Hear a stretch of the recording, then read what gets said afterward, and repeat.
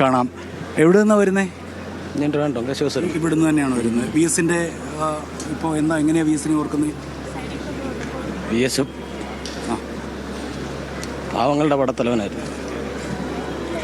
V S എന്നുള്ള പേര് ഓർക്കുമ്പോൾ തന്നെ മനസ്സിൽ സങ്കടം വരികയാണല്ലോ. അപ്പോൾ വി എസിൻ്റെ ഒപ്പം സമരങ്ങളിലൊക്കെ പങ്കെടുത്തിട്ടുണ്ടോ?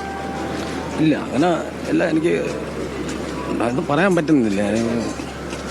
നോക്കൂ, നമ്മൾ ഈ പ്രതികരണം തേടുന്ന നമ്മുടെ കണ്ണുകളെപ്പോലും ഈറനാക്കുന്ന വികാരാധീനമാക്കുന്ന തരത്തിലാണ് അദ്ദേഹം പെരുമാറുന്നത്.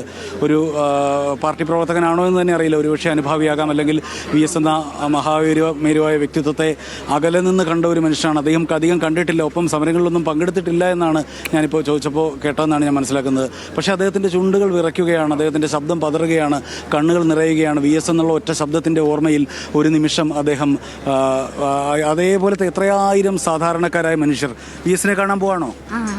ആരാ വി എസ്? പഴയ മുഖ്യമന്ത്രി. മോന്റെ പേരെന്താ? നിഖിൽ കൃഷ്ണ. എവിടുന്നാ വരുന്നത് നിഖിൽ? തൃശ്ശൂർന്ന് വരിക.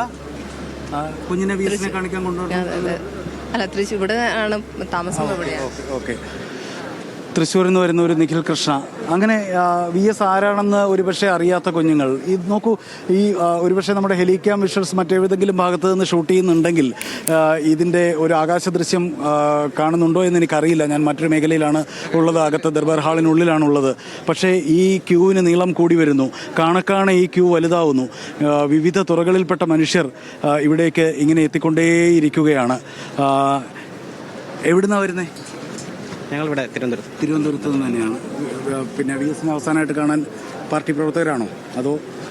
പാർട്ടി പ്രവർത്തകരല്ല, പാർട്ടി അനുഭവമാണ്. മുമ്പ് വി എസിനെ കണ്ടിട്ടുണ്ടോ? ഇല്ല, വി എസിനെ നേരിട്ട് കണ്ടിട്ടില്ല. ആദ്യമായിട്ട് ഇപ്പോൾ നേരിട്ടെന്ന് വെച്ചാൽ പരിപാടികൾ കണ്ടിട്ടുണ്ട്, അല്ലാതെ നേരിട്ട് കണ്ടിട്ടില്ല.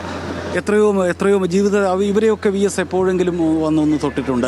വി എസ് എന്ന രാഷ്ട്രീയ പ്രവർത്തകൻ, സാമൂഹിക പ്രവർത്തകൻ, ഭരണാധികാരി, കമ്മ്യൂണിസ്റ്റുകാരൻ, അങ്ങനെ മനുഷ്യർ സ്വന്തം വീട്ടിൽ നിന്ന് ഇറങ്ങി ഈ പ്രതികൂല കാലാവസ്ഥയായിരുന്ന രാവിലെ പോലും എത്രയോ മനുഷ്യർ മഴക്കോട്ടുകളും ഇട്ട് കാത്തുനിന്നു.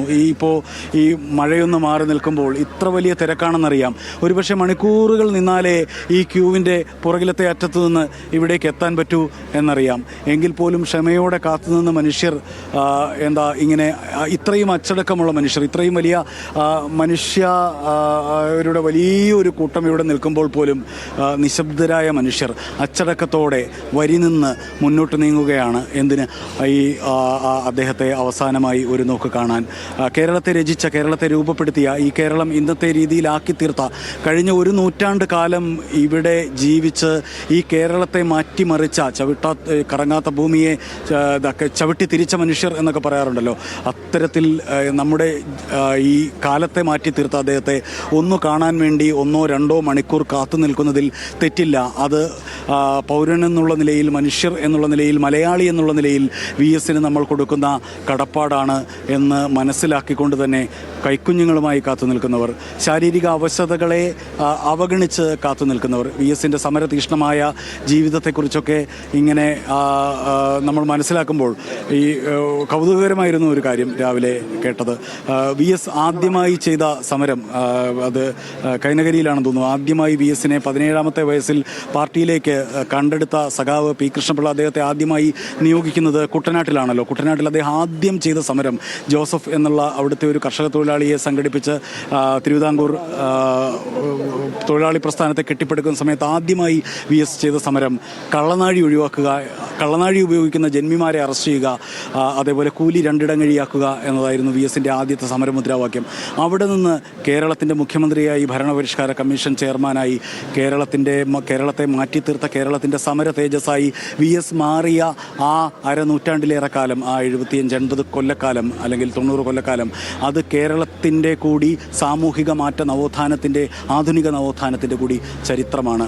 ആ ചരിത്രത്തിനൊപ്പമാണ് വി എസ് വളർന്നത്. വി എസ് വിപുലമായ ഒരു പ്രസ്ഥാനമായി തന്നെ മാറിയത്, വി എസ് സ്വയം ഒരു സമരമായി മാറിയത്.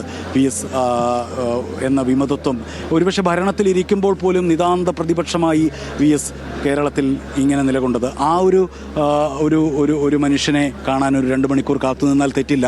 കാണക്കാണ് നീളം കൂടി വരുന്ന ഈ ക്യൂവിൻ്റെ അറ്റത്ത് നിന്ന് മുമ്പിലേക്ക് എത്തുമ്പോൾ ഒരുപക്ഷെ കുഞ്ഞുങ്ങളെ കൂട്ടി ഒക്കെ മുമ്പിലേക്ക് എത്തുമ്പോൾ ഈ സമയമാകും, വെയിൽ കൊള്ളേണ്ടി വരും എന്നവർക്ക് അറിയാം. പക്ഷേ നമ്മൾ ഈ ഒരു വലിയ ജനസഞ്ചയം ഒന്നിച്ചു കൂടുമ്പോൾ അവിടെ ഉണ്ടാകുന്ന സ്വാഭാവികമായിട്ടുള്ള ചില തർക്കങ്ങളും ചില ക്രമക്കേടുകളും പ്രശ്നങ്ങളും ഒക്കെ ഉണ്ടല്ലോ. അതൊന്നുമില്ലാതെ അച്ചടക്കത്തോടെ ഒരു ജനതതി വന്നിങ്ങനെ നിന്ന് വരി നിന്ന് VS കാണുകയാണ്. പോലീസ്